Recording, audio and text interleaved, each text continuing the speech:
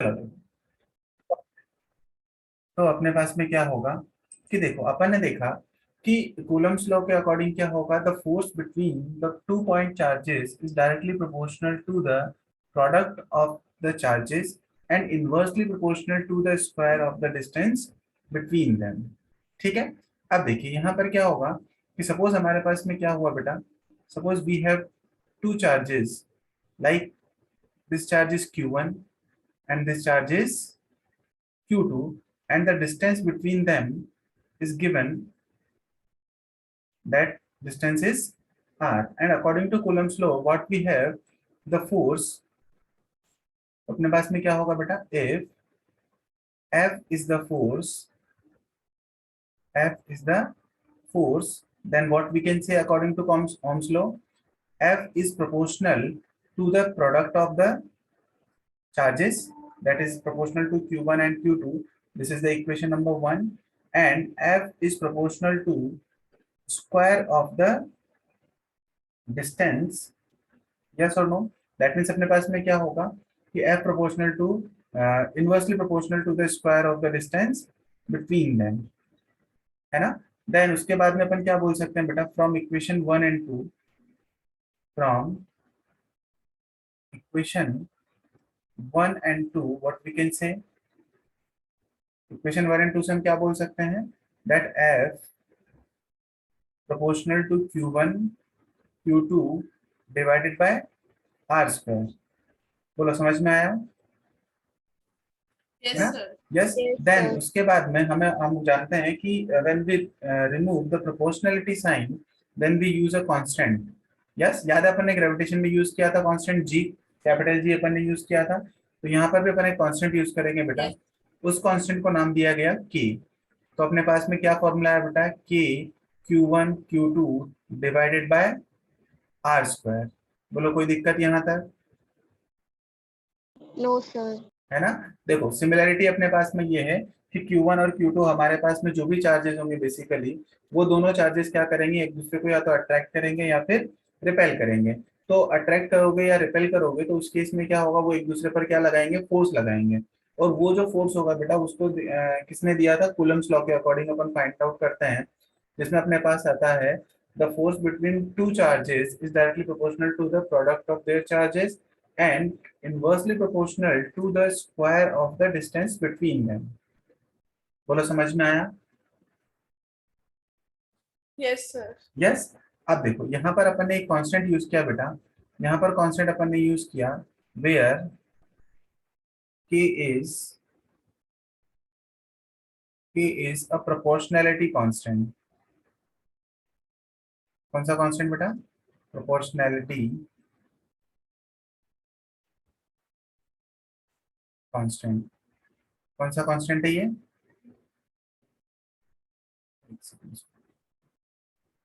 where k is proportionality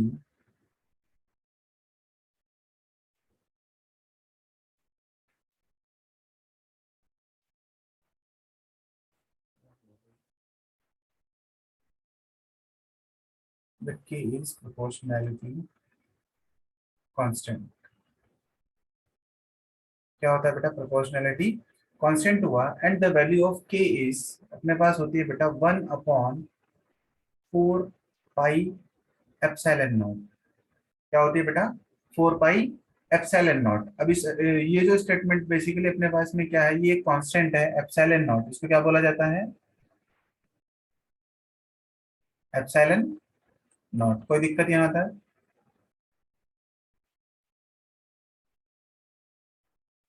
yes और no,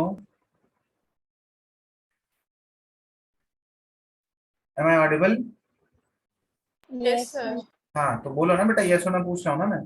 देखो k is equal to अपने पास में क्या हुआ, एक कांस्टेंट हुआ जिसकी वैल्यू क्या होती है बेटा, 1/4 पाई एप्सिलॉन नॉट। अब एप्सिलॉन नॉट का मतलब क्या होता है, देखो ध्यान से समझो यहाँ पर कि यहाँ पर एप्सिलॉन का मतलब होता है बेटा परमिटिविटी ऑफ फ्री स्पेस। क्या बोला गया इसको, permittivity of free space. Free space या फिर अपन इसको क्या बोल सकते हैं बेटा, वैक्यूम भी बोल सकते हैं। ठीक है। अब परमिटिविटी का मतलब क्या होगा देखो परमिटिविटी का मतलब क्या हुआ, the ability of the medium. Permittivity का मतलब क्या होगा, ability of a medium in which electric force exist. मतलब जैसे मान लो हमने दोनों चार्जेस को, देखो दोनों चार्जेस को हमने कहाँ पे रखा है, फ्री स्पेस में रखा है, मतलब हवा में रखा है बाहर, तभी तो उन पे फोर्स लगेगा। बोलो यस और नो। Yes sir. है ना। अब मान लो मैंने दोनों चार्जेस को ले जा करके मान लो पानी में रख दिया। कहाँ पे रख दिया बेटा, पानी में रख दिया, तो मीडियम चेंज हुआ कि नहीं हुआ उनका, Yes, sir. है ना। तो मीडियम चेंज हो गया, तो बेसिकली उन दोनों पे जो फोर्सेस होगा वो भी क्या होगा, डिफरेंट होगा। बोलो होगा। Yes, sir. तो यस परमिटिविटी का सर। मतलब क्या हुआ, बेसिकली अपन इसको सिंपल वर्ड्स में अपन ऐसे समझ सकते हैं बेटा। परमिटिविटी का मतलब हुआ ability of a medium, ability of medium in विच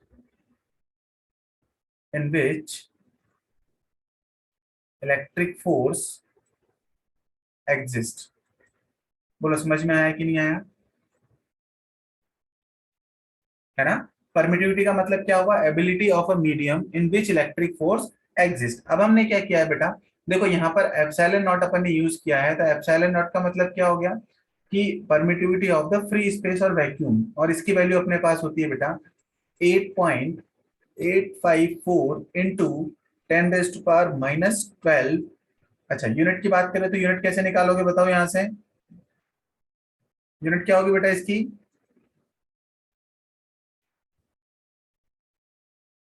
बोलो।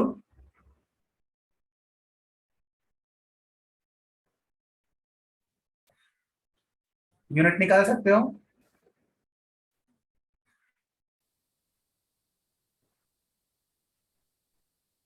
M I Audible.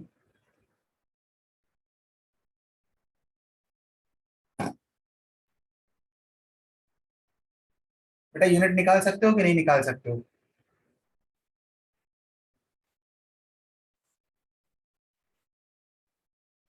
चलो कोई बात नहीं, मैं बता देता हूँ। अभी के लिए तुम लोगों को थोड़ा सा कंफ्यूजन है ना। देखो अपने पास में क्या होगा बेटा, कूलम स्क्वायर पर न्यूटन मीटर स्क्वायर। अब देखो कैसे आती है यूनिट अपने पास में, अगर मैं तुमसे यूनिट की बात करूं तो यूनिट अपने पास में, देखो यूनिट निकालने के लिए अपने पास में फोर्स का फॉर्मूला अपन ने पढ़ा है ऊपर। बोलो पढ़ा है कि नहीं पढ़ा है, एफ इज इक्वल टू क्या है,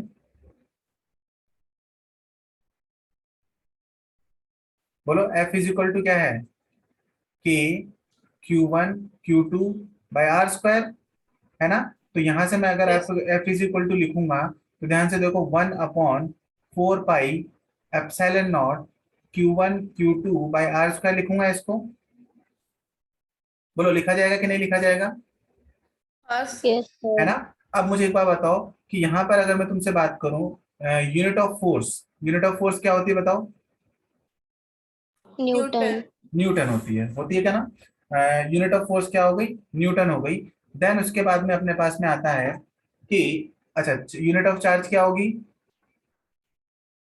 कूलम। Cooler. कूलम होगी। अच्छा 4 पाई की कुछ यूनिट होती है क्या बताओ जरा, नो सर। 4 पाई की कोई यूनिट नहीं होती है। तो यहाँ पर कूलम K1 और Q2 है बेटा, तो इसका मतलब कूलम स्क्वायर हो जाएगा। और नीचे डिस्टेंस है, तो डिस्टेंस को अपन किस में मेजर करते हैं ऐसा यूनिट सिस्टम में, मीटर में। तो अगर देखो मैं यहाँ से एप्सिलॉन नॉट की यूनिट निकालूंगा तो मुझे क्या मिले, देखो कूलम स्क्वायर पर न्यूटन मीटर स्क्वायर। बोलो समझ में आया कि नहीं आया, यस सर। है ना। Yes, sir. चलो भाई देखो यहाँ से अपने पास में क्या हो गया, ये हो गया अपने पास में कूलम स्क्वायर पर न्यूटन मीटर स्क्वायर अपने पास हो गया। ठीक है, अच्छा मैं तुमसे बोलूं के की यूनिट बता सकते हो बेटा क्या होगी,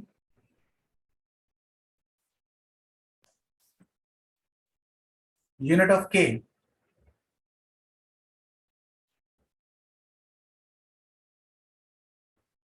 यूनिट ऑफ के बताओ ना बेटा। इसकी यूनिट पूछ रहा हूं मैं, इसकी देखो यहाँ पर के की,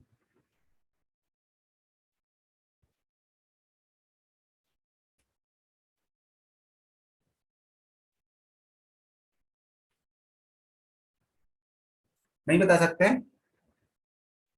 Krishna. Sir newton metre square by 4 pi c square क्या? हाँ 4 पाई बेटा, 4 पाई की तो कुछ यूनिट होती नहीं है ना। हाँ तो newton metre square by c square आएगा हाँ शायद न्यूटन मीटर से। स्क्वायर पर coulomb square, very good. Newton metre square पर कूलम स्क्वायर बोलते हैं बेटा, सी स्क्वायर नहीं बोलते, उसको कूलम स्क्वायर होता है ना।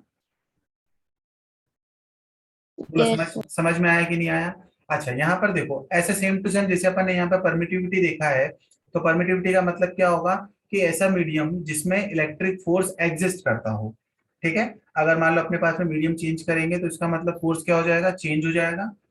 बोलो समझ में आया कि नहीं आया। Yes sir. है ना। चलो अब देखो यहाँ पर सेम टू सेम अपने पास में जब अपन मैग्नेटिक फील्ड पढ़ेंगे बेटा, तो वहां पर अपने को मैग्नेटिक फोर्स भी निकालना होगा। क्या निकालना होगा, मैग्नेटिक फोर्स। तो वहां पर अपने पास में एक और कांस्टेंट आएगा जिसको अपन बोलेंगे permeability of free space. Permeability of free space basically यहाँ पर क्या होता है, म्यू नॉट होता है। क्या होता है, म्यू नॉट होता है, जो अपने पास किसके लिए यूज किया जाता है, मैग्नेटिक फील्ड के लिए यूज किया जाता है, जिसको बोलते हैं परमिएबिलिटी ऑफ फ्री स्पेस। अच्छा इसका मतलब क्या होगा, ability of a medium in which कौन सा फोर्स एग्जिस्ट करेगा, बताओ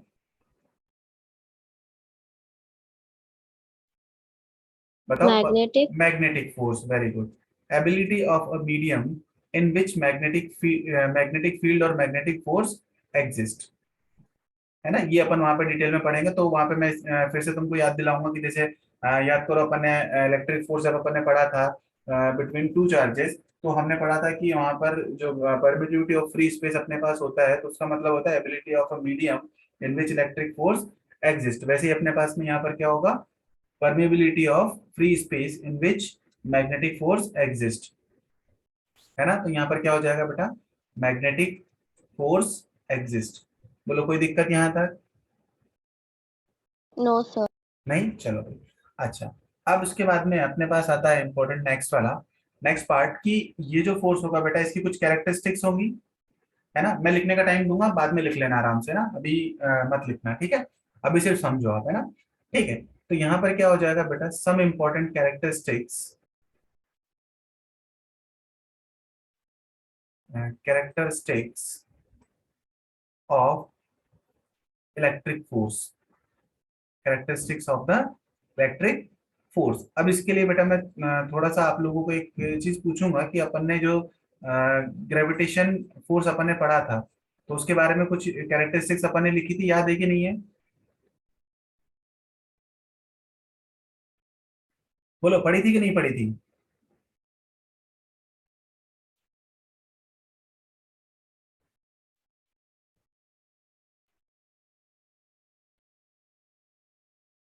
कृष्णा। यस सर पढ़ी थी। हाँ पढ़ी थी ना, तो ऐसा बोलो ना, तुम बोल नहीं रहे हो। ठीक है, तो यहाँ पर देखो कुछ कैरेक्टरिस्टिक, वही कैरेक्टरिस्टिक्स मैं यहाँ पे आपको फिर से बताऊंगा कि देखो, जैसे मान लो हमारे पास में कोई भी दो चार्जेस के बीच में फोर्स लगेगा, है ना। तो जैसे मान लो यहाँ पर अपन बोल देते हैं बेटा, ये मान लो Q1 हो गया, और ये क्या हो गया बेटा, Q2 हो गया। तो इन दोनों के बीच में जो फोर्स लगेगा, इन दोनों के बीच में जो फोर्स लगेगा वो किस बात पे डिपेंड कर रहा है, पहली चीज तो दोनों में जो चार्ज होगा उस पर डिपेंड करेगा। सेकेंड, जो उनके बीच में डिस्टेंस होगी उस बात पे डिपेंड करेगा। बोलो समझ में आया कि नहीं आया। Yes sir. यस। ठीक है, अब इसके बाद में अपने पास में कुछ इंपॉर्टेंट कैरेक्टरिस्टिक्स आती हैं, दैट अपने पास में क्या होगा, the force between two charges is independent of presence और एब्सेंस ऑफ अनदर चार्ज। मान लो इन दोनों के बीच में जो फोर्स लग रहा था बेटा, वो अगर मैं बोलूं यहाँ से force on one due to two, तो इस पर जो फोर्स लगेगा वो क्या इस डायरेक्शन में लगेगा, देखो। बोलो लगेगा कि नहीं लगेगा। है ना, force on charge one due to charge two, उसके डायरेक्शन क्या अपने पास में ये होगी लेफ्ट साइड पे। वैसे ही अगर मैं बात करूं चार्ज टू पर, जो फोर्स लगेगा बेसिकली वो क्या हो जाएगा, force on two due to charge one. बोलो कोई दिक्कत यहाँ तक। अरे हाँ ना तो बोलो।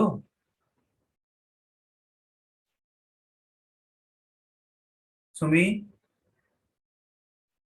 हाँ सर। हाँ तो बोलो ना बेटा, तुम बोल नहीं रहे हो कोई भी। तुमको ऐसा डर लग रहा है कि ऑनलाइन में हाँ, पहली बार आए हैं। नहीं सर। हाँ तो ऐसे क्यों डर रहे हो भाई। तो देखो यहाँ पर अपने पास में देखो, बेसिकली अगर अपन बात करें तो याद करो अपन ने जब ग्रेविटेशन फोर्स पढ़ा था तो उसमें अपन ने देखा था कि force between the to masses, है ना, जो अपने पास में लगा था वो दोनों की डायरेक्शन क्या अपोजिट थी? बोलो थी कि नहीं थी? दोनों की डायरेक्शन अपोजिट थी, बट मैग्नेटिक जो सॉरी जो फोर्स का मैग्नीट्यूड था वो क्या था? सेम था।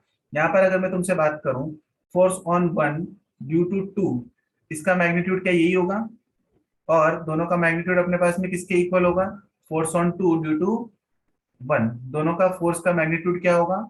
सेम होगा, बट डायरेक्शन दोनों की क्या होगी? अपोजिट होगी, है ना। वैसे ही मान लो, अगर मान लो मैंने यहाँ पे ले लिया Q1 है, Q1 को मैंने लिया पॉजिटिव, कैसा लिया? Q1 को लिया मैंने पॉजिटिव और Q2 को लिया बेटा नेगेटिव। तो इन दोनों के बीच में जो डिस्टेंस अगेन अपने पास में अगर डिस्टेंस R है, ठीक है, तो अगेन डिस्टेंस R है, तो अब इन दोनों के बीच में जो फोर्स होगा वो कैसा होगा? अट्रैक्टिव होगा। तो अट्रैक्टिव होगा तो अगेन देखो, अगर मैं बात करूं force on one due to two, तो उसकी जो डायरेक्शन होगी वो टूवर्ड्स राइट होगी, and force on two due to one जो होगी उसकी डायरेक्शन क्या होगी? टूवर्ड्स लेफ्ट होगी। बट दोनों का डायरेक्शन क्या होगा? मैग्नीट्यूड दोनों का सेम होगा, बट डायरेक्शन क्या होगी? अपोजिट होगी। बोलो समझ में आई कि नहीं आई बात? Yes, sir. है ना। चलो ठीक है। तो देखो अपने पास में फर्स्ट कैरेक्टरिस्टिक क्या है बेटा? देखो फर्स्ट कैरेक्टरिस्टिक अपने पास निकल कर के आई, that the magnitude of the force, the magnitude of the force between two charges, magnitude of the force between two charges is same, but direction of the force is different। बोलो समझे कि नहीं समझे? यस और no? Yes, sir. हाँ Yes, Yes. sir. ठीक है। अब देखो दोनों की डायरेक्शन क्या होगी बेटा? दोनों की डायरेक्शन क्या होगी? डिफरेंट होगी, बट फोर्स का मैग्नीट्यूड क्या होगा? सेम होगा। ठीक है। अब उसके बाद में अपने पास एक और चीज आती है कि जब दोनों चार्जेस पे फोर्स लगा, अब देखो इन दोनों दोनों चार्ज बेचारे आराम से रखे हुए थे, तो उनके पास में अपन ने क्या किया, फिर एक तीसरा चार्ज अपन लेकर आए, जो अपने पास में क्या था? Q3 लेकर आए। कौन सा लेकर आए? Q3. Q3 लेकर आए। Q3. अब Q3 लेकर आए तो बेसिकली इन दोनों Q1 और Q3 के बीच में डिस्टेंस, मान लो अपन ऐसा बोल देते हैं, ये जो डिस्टेंस है बेटा वो है R1, और Q2 और Q3 के बीच में जो डिस्टेंस है वो क्या है? R2। R2. बोलो है कि नहीं है? अच्छा अब मुझे एक बात बताओ कि Q3 के आने से क्या Q1 और Q2 के बीच में जो फोर्स लग रहा है उस पर कोई इफेक्ट होगा? No, sir. No, sir. बोलो, जैसे मैं बोलूँ कि force on one due to two is equal to, अगर मैं लिखूंगा बेटा तो K Q1 Q2 by R² लिखा जाएगा, है ना। ऐसे ही मान लो मैं लिखूं force on one due to three, वो लिखा जाएगा, तो उसको क्या लिखूंगा? K Q1 Q3 divided by R1²।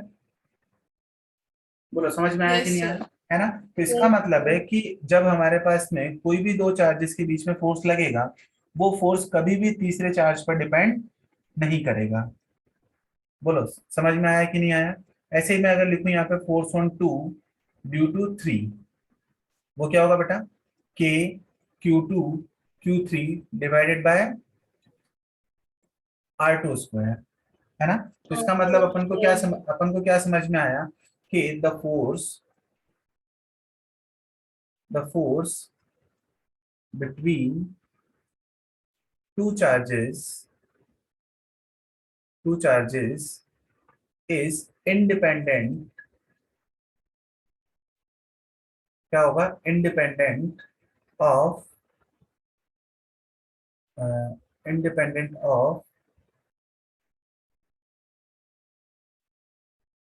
Independent of presence और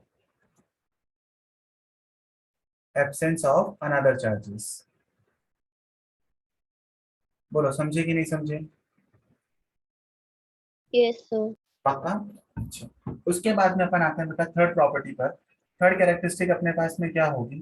देखो थर्ड कैरेक्टरिस्टिक अपने पास में क्या होगी, देखो अगर मैं तुमसे बोलूं कि the force on two different charges is same in magnitude but opposite in direction. अब इससे हमें एक चीज याद आ रही है बेटा कि देखो जब अपन ने Newton third law of motion पढ़ा था, याद है?